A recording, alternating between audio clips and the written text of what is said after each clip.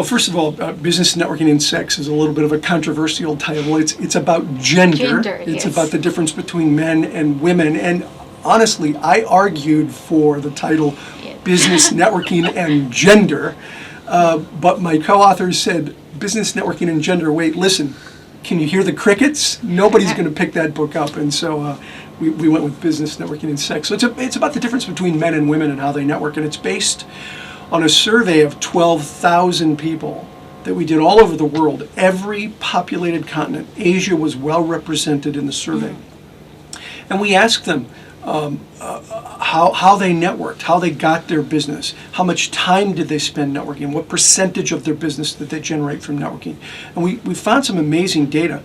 One of the things we found was that men and women on average spend about 6.5 hours a week networking.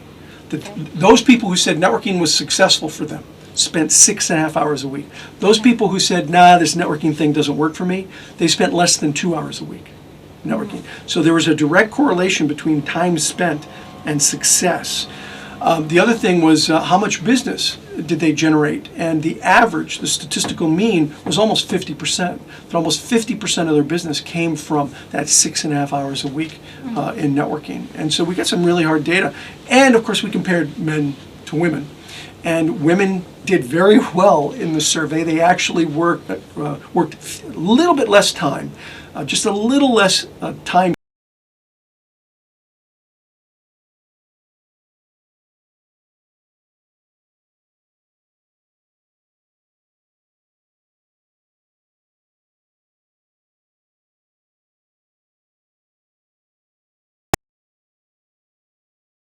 And they'd get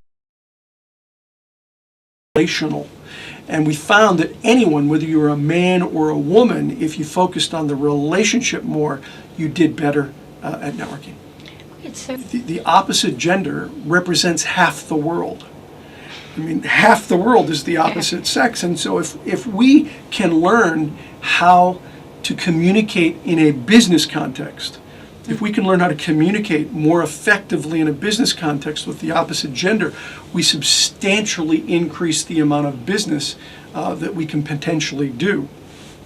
And my co-authors and I, Hazel Walker and Frank Durathli, have both been involved in B&I and in training for many years. And we all noticed that men and women didn't quite gel as effectively as they could in a business context.